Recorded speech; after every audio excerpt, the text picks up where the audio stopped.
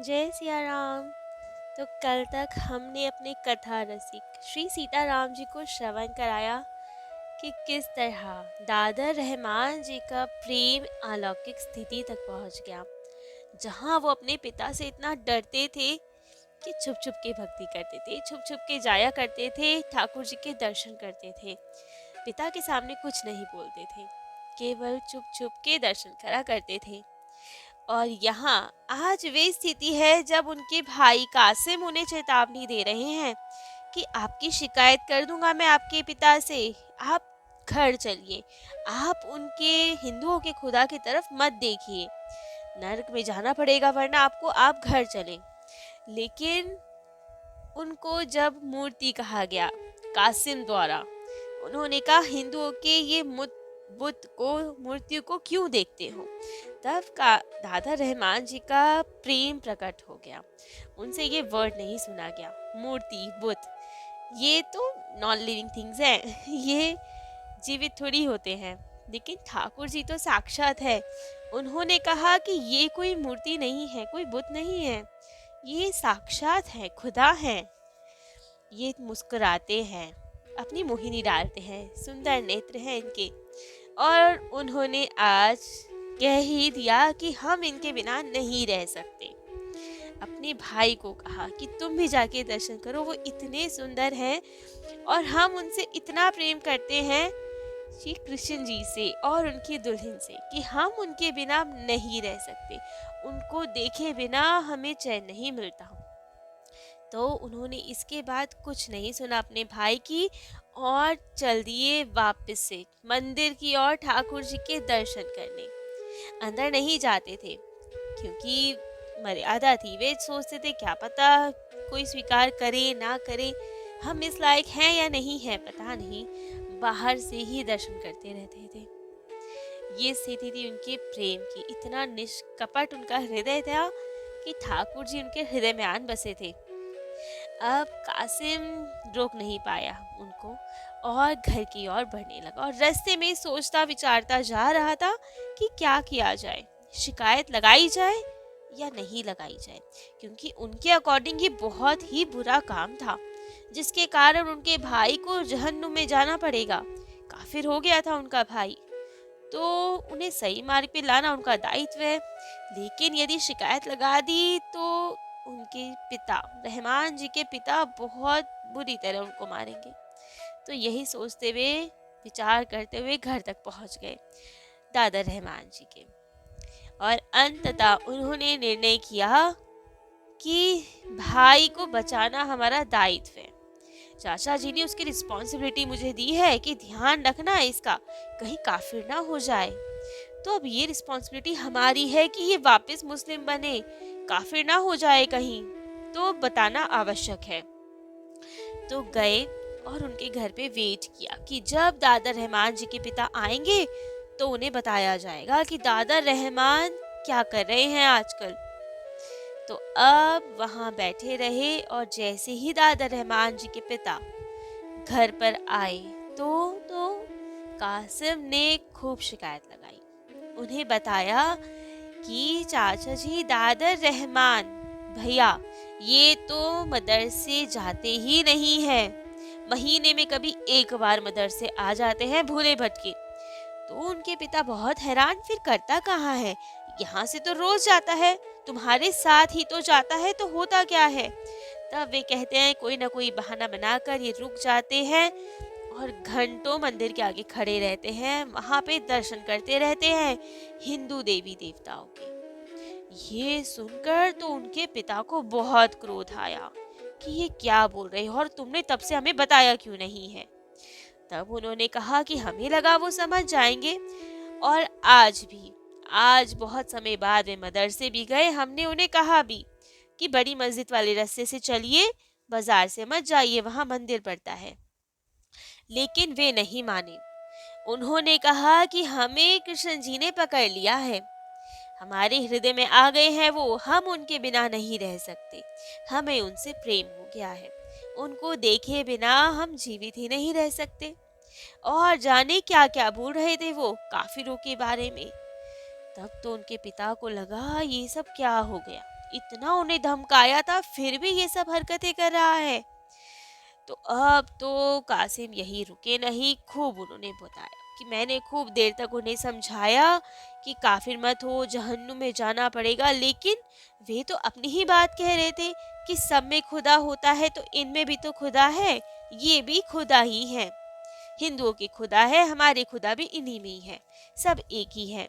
वो हमें ज्ञान देने लगा, हमारी बात नहीं मानी, और अभी भी वो वहीं पे मंदिर के आगे खड़े होकर उन्हीं के दर्शन कर रहे हैं। हमारे साथ आने से इनकार कर दिया उन्होंने।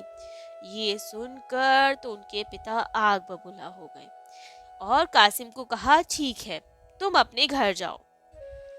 और स्वयं उन्होंने ली एक लोहे की बेत और बस इंतजार में लग गए कि कब दादा रहमान जी आएंगे। अब तो दादा रहमान जी का नियम, जैसे मंदिर के पट होते थे तब वे घर की ओर आते थे। वही हुआ, खूब देर तक अश्रुपूरित नेत्रों से, खूब प्रेम भाव से ठाकुर जी के दर्शन कर रहे हैं, उनकी सुंदर मोहिनी छवि को अपने हृदय में बसा रहे हैं। जब थोड़ी चेतना आई, पट हुए, तो उन्हें पता था कि कासिम ने बोला है कि शिकायत लगा देंगे। तो हो सकता है शिकायत लगा दी हो, क्या अंजाम होगा कोई चिंता नहीं, जा रहे हैं घर की ओर। घर आए, भूखे प्यासे थे, सुबह के निकले हुए थे, भोजन करने का समय था, 12 बज रहे थे। परंतु घर आए, उनके पिता ने ना उनसे कुछ पूछा, ना उनकी ओर देखा। घर में कदम रखते ही उनके पिता ने उन्हें इतनी बुरी तरह पीटना स्टार्ट किया, लोहे की बैत से लगातार बैत मारते गए, कभी लात, कभी घूसे, कभी कुछ, जो उनके हाथ में आता उसी से वे दादा रहमान को पीटते चले गए। दादा रहमान जी के हाथ पैर तोड़ दिए, हर एक जगह से रक्त बह रहा है, इतना उन्हें मारा, हर जगह छिल गया, लोहे की बैत से मार रहे हैं, पूरी चमड़ी उधेड़ दी उनकी, जगह जगह से रक्त बह रहा है। तब तक मारते गए जब तक दादा रहमान जी बेहोश नहीं हो गए, मूर्छित नहीं हो गए। छोटे तो थे ही, 15 साल के थे, मूर्छित हो गए पिटते पिटते, लेकिन कुछ नहीं कहा।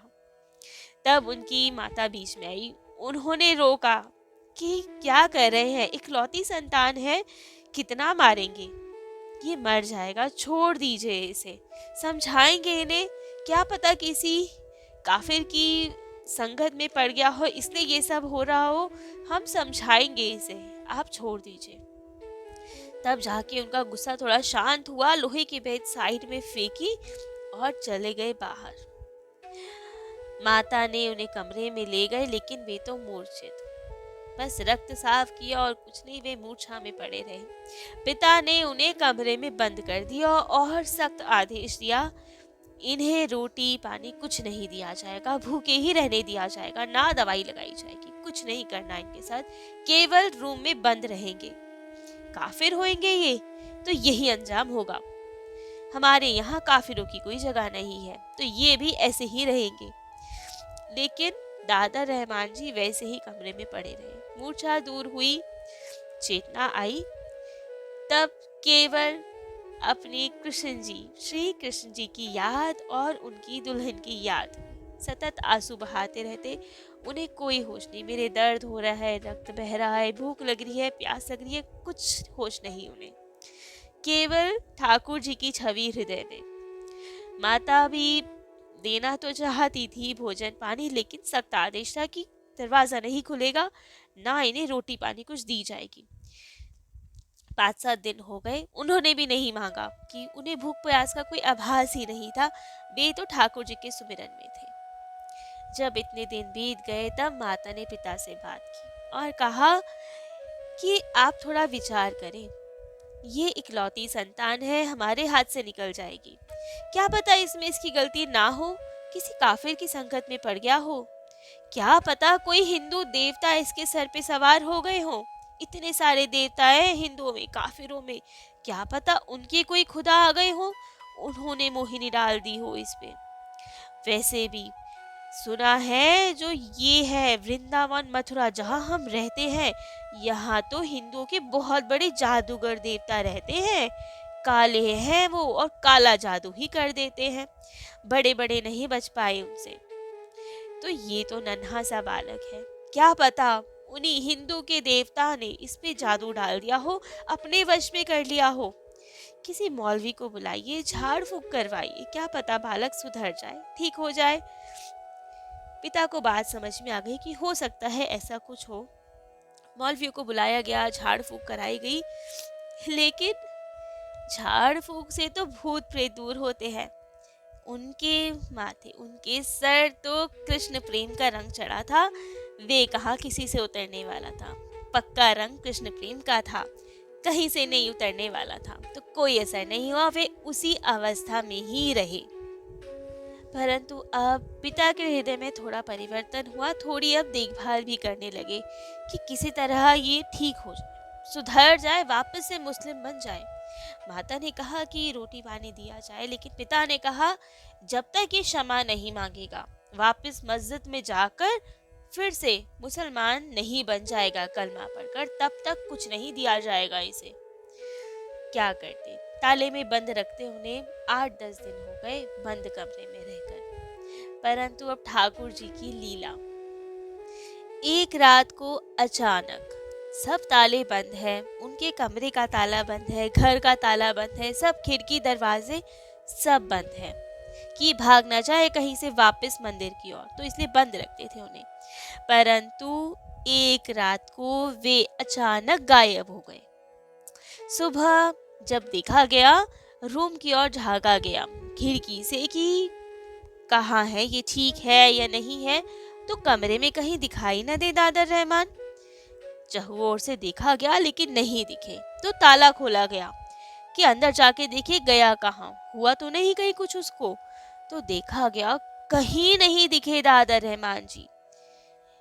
हर जगह तलाशा, खिड़की बंद, ताले बंद, आखिर उनका पुत्र गया कहाँ, दादर रहमान जी कहाँ चले गए, हवा बन के उड़ गए या क्या हो गया, अचानक कोई कैसे गायब हो सकता है।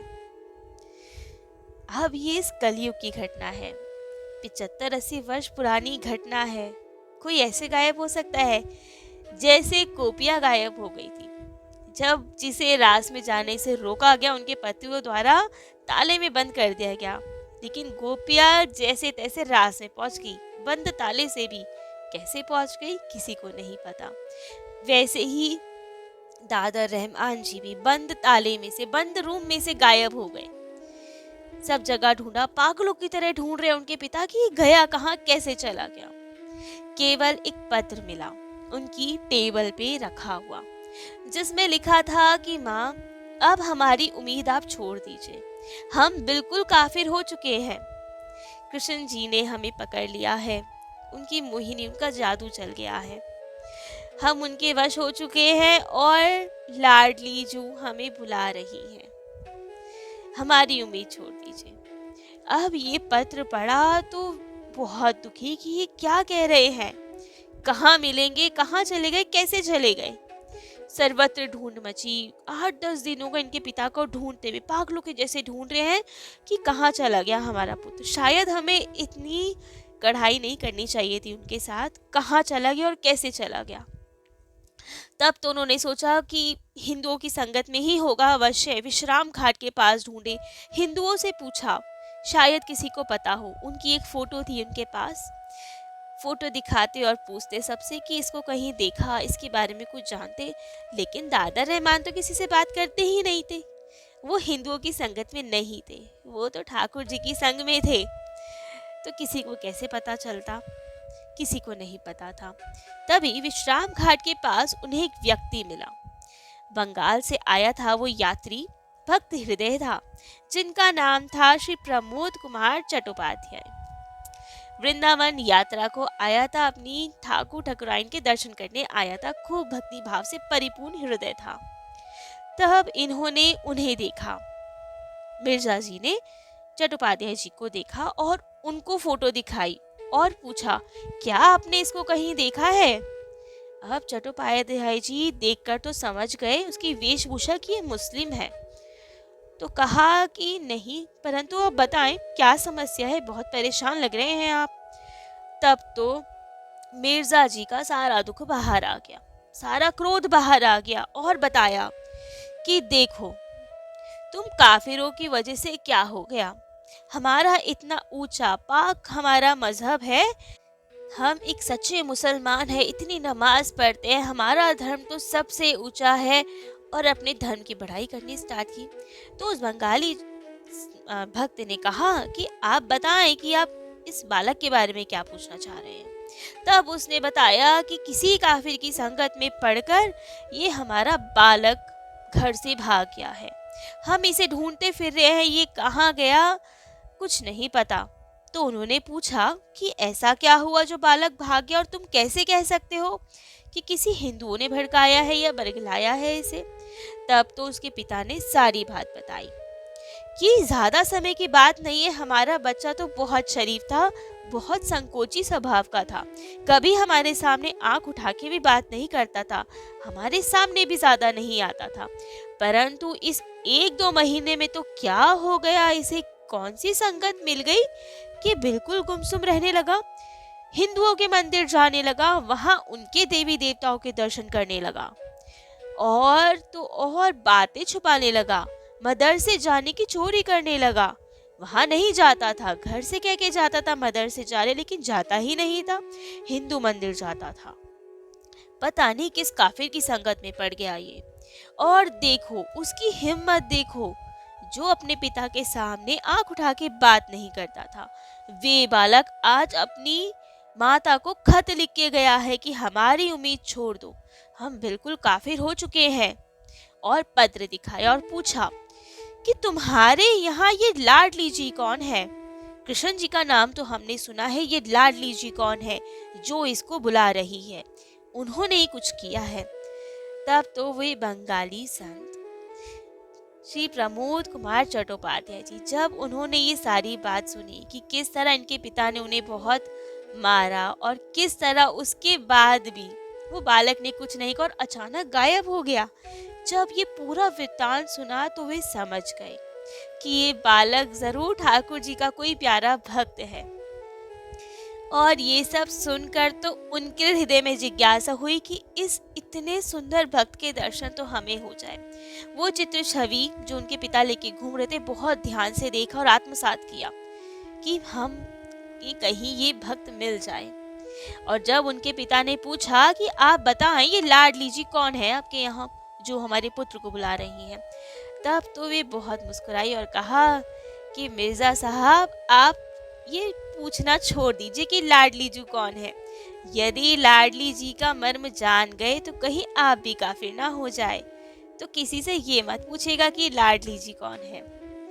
तब तो वे बहुत हैरान कि क्या बोल रहे, और इतना कहते ही श्री प्रमोद जी चल दिए और मिर्जा साहब भी चल दिए कहीं और ढूंढने। प्रमोद जी जा रहे और मन में विचार कर रहे कि इतना उच्च भक्त जरूर इन्हें ठाकुर जी ने अपना लिया है, इसके मन को मोह लिया है जैसे गोपियों को मन को मोह लिया। तभी तो ये सब लीलाई हुई, वे अचानक गायब हो गए। और अब उन्होंने ठाकुराइन से श्री राधा रानी से प्रार्थना की कि हे राधा रानी, यदि वे आपके सच्चे भक्त हैं और यदि मेरे मन में थोड़ा सा भी भक्ति भाव है आपके प्रति, तो इस भक्त का दर्शन हमें करा दीजिए, हमारी भेंट करवा दीजिए इससे। और ये सब विचार करते करते उन्होंने सोचा कि अवश्य ही ये बालक वृंदावन गया होगा, क्योंकि सभी प्रेमी जन, सबका मूल स्थान जो श्री कृष्ण जी से राधा रानी से प्रेम करता है वे वृंदावन ही जा बसता है। तो वे चले वृंदावन की और इसी आस में कि हे लाडली जी हमें इस भक्त के दर्शन करा दीजिए।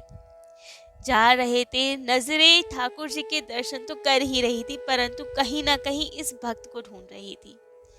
और अब ठाकुराइन की कृपा हुई, यमुना जी के तट पर दूर बैठे हुए उन्हें एक बालक दिखाई दिया। ये सब जो लीलाएं हैं श्री प्रमोद कुमार चट्टोपाध्याय जी ने श्री पूज्य हनुमान प्रसाद पोद्दार जी को बताई, और उन्होंने कल्याण पत्रिका गीता प्रेस गोरखपुर द्वारा प्रकाशित एक पत्रिका है, धार्मिक पत्रिका, जो संभवतः सबसे पुरानी धार्मिक पत्रिका है। 1926 से ये स्टार्ट हुई थी। और हनुमान प्रसाद पोद्दार जी की विषय में तो सब जानते हैं, वे भगवत प्राप्त थे। ठाकुर जी की खूब कृपा थी उन पे, तो साक्षात थे ठाकुर जी उनके लिए। तो उन्होंने जब ये लिखा तो संशय की कोई बात ही नहीं, सत्य घटना ही थी। उन्होंने खूब जांच पड़ताल करके अनुभव को सही मानकर जब पूरी छानबीन कर लेते तो उसके बाद ही कुछ छापते थे। तो ये सब प्रमोद कुमार जी ने उनको बताया और उन्होंने जब इसकी सत्यता जान ली उसके बाद इसे प्रकाशित किया था। तो अब चट्टोपाध्याय जी ने उसमें बताया कि जब वे वृंदावन गए तो यमुना जी के तट पे बहुत दूर उन्हें वो बालक दिखाई दिया। शरीर पे बहुत ज्यादा वस्त्र नहीं थे, ठंड का समय था फिर भी नहीं थे, लेकिन उन्हें शरीर की सुध बुध भी नहीं थी। उन्हें कोई आभास नहीं था कि ठंड है गर्मी है। वे एक योगी की भांति यमुना तट पे बैठे हुए थे और यमुना जी की ओर एकटक निहार रहे थे, किसी सोच में डूबे हुए, ठाकुर जी के ध्यान में डूबे हुए थे। ये प्रमोद कुमार जी उनके समक्ष गए, उनके पास बैठे, लेकिन उन्हें कोई आभास नहीं। ठंड का समय था तो अपनी लोई उतारकर उनको उड़ा दी कि बालक है ठंड ना लग जाए। तब भी दादा रहमान जी को कोई सुध नहीं, वे अपनी दशा में मग्न। अब क्या करे, कैसे बात करे, राधे राधे बोला, हरी हरी बोला, लेकिन कोई फर्क नहीं। देखते रहे कि कैसे बात किया जाए, ये ध्यान में है, डिस्टर्ब नहीं करना चाहिए। इतने में ही ठाकुर जी की और कृपा, जो सारी लीला प्रमोद कुमार जी को दिखाई। ठाकुर जी की इच्छा होगी, क्योंकि इतने प्यारे भक्त का चरित्र वरना कैसे पता चलता संसार को, इसलिए ठाकुर जी ने सब लीला इनके समक्ष की। इतने में उन्होंने देखा कि एक बहुत सुंदर ब्रिजबाला, ब्रिजवासन वहां पे आई दादा रहमान जी के पास, हाथ में भोजन सामग्री और एक लोटे में दूध लेकर, और दादा रहमान जी के पास आई, उन्हें बोला, लेकिन उनका तो ध्यान ही नहीं। तब दादा रहमान जी के सर पे हाथ फेरा और कहा कि कुछ पा लो ना, लाडली जो कह दिया तुम्हारा ध्यान रखो, लेकिन तुम कुछ नहीं पाते हो। तब तो उनकी चेतना दूर हुई और उन्होंने देखा आंख उठा के और कहा, चंपा दीदी, लाडली जू हमें कब ले जाएंगी अपने साथ? आप कहते हो वो ले जाएंगी, लेकिन कब ले जाएंगी हमारे को? हमारा यहाँ मन नहीं लगता, और रोए जाए और प्रार्थना करे जाए कि हमें ले जाओ यहाँ से। और जो आई थी उनकी चंपा दीदी, उन्होंने कहा कि कुछ पा लो ना, लाडली जू ने कहा है तुम्हारा ध्यान रखो।